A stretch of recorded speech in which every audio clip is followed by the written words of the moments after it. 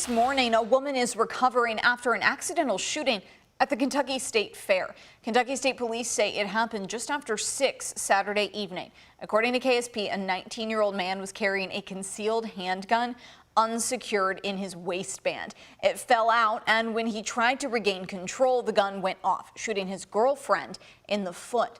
Nearby KSP troopers responded quickly to make sure there was no threat to the other fairgoers. The man has been arrested and charged with wanton endangerment and carrying a concealed deadly weapon. No one else was hurt. One person is dead after a crash on Taylor Boulevard. Police say around 9 Saturday night, a moped was traveling south on Taylor Boulevard near I-264. Another car tried to turn left onto the 264 on-ramp and hit the moped. The driver of the moped was taken to the hospital where he later died. No one else was injured.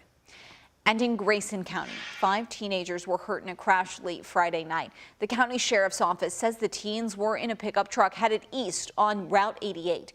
The truck left the roadway and crashed into a concrete culvert.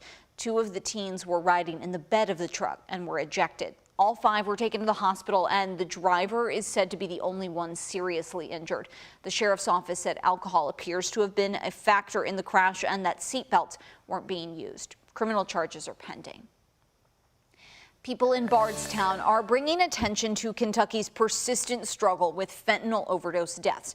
WHAS11's Alexis Jones and photojournalist Philip Merle spoke with families bonded by trauma, hoping to prevent others from feeling that same loss. Though Kentucky has seen a drop in overdose deaths, opioids are still claiming lives across our area. Mothers are trying to raise awareness before another life is taken. Angela Parkerson and Tammy Boblet know the pain that fentanyl brings all too well. My son Chase struggled with addiction, and he had 15 months sobriety when he took a pill and died, what he believed to be a Xanax. And then my son Nick didn't struggle with addiction. He split a half a pill with someone he believed to be his friend. He thought it was a Percocet. It turned out to be pure fentanyl, and he lost his life that day. Both women share their stories during their fentanyl prevention event Saturday. They also heard from nearly 50 other parents bonded by trauma. Losing a child is debilitating, so it's good for connection and to be around somebody else. Along with raising awareness for opioid poisoning, Parkerson and Boblet put a face to the issue. They see all the signs and those faces. It's not like what they think. You know, that's somebody's loved one, a parent, a child, a son, a daughter. People need to see that as them. Yes. They need to understand they are Nick, the person who just goes out and is hanging Recreational out with user. a friend, and they're like, hey, you want to try this? And you're like, maybe drinking or something. You're like, sure, why not? Next thing you know, you're dead. So we want to reach those people that there is no voice for them.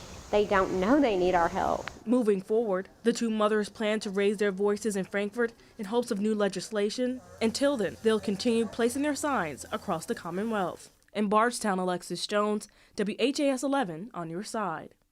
If you or someone you know is struggling with drug abuse, please call the addiction hotline at 800-662-4357. That number is on the bottom of your screen. We do also have a list of local resources on our website, WHAS11.com.